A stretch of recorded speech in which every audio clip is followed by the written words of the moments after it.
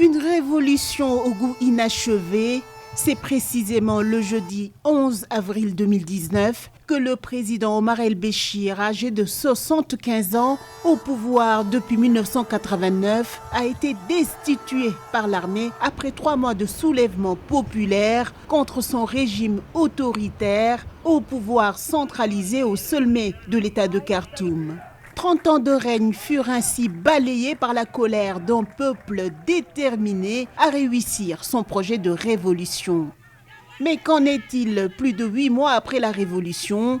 En effet, de nombreuses demandes ont été intentées par le peuple soudanais. La première fut le partage du pouvoir entre l'armée soudanaise et les civils, mais d'autres priorités ont émergé avec le temps pour ces cheminots de la région d'Atbara qui avaient facilité les opérations de la révolution, à savoir le manque d'emploi, la réhabilitation du chemin de fer vétuste qui date de l'époque coloniale, le plus long réseau d'Afrique et la revalorisation des salaires très basses.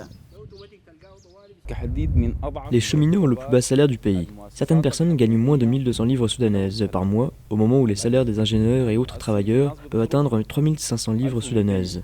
La région d'Atbara, située au nord de Khartoum, fut traditionnellement l'épicentre des révolutions, comme celle d'octobre 1964 et d'avril 1985. Elle fut aussi le point de départ des mobilisations contre le régime. Ahmed Ali se souvient, il a perdu son fils lors de la révolution de 2019 qui a évincé l'ancien président. Il a donné sa vie pour le changement et j'espère que ce sacrifice mènera à un changement complet du pays. Il a été tué dans la rue, mais nous n'oublierons jamais et nous ne pardonnerons jamais.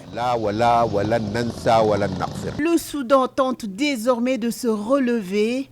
L'objectif premier du gouvernement est d'éviter l'effondrement d'une économie dévastée par 3 décennies de mauvaise gestion, de corruption et de malgouvernance.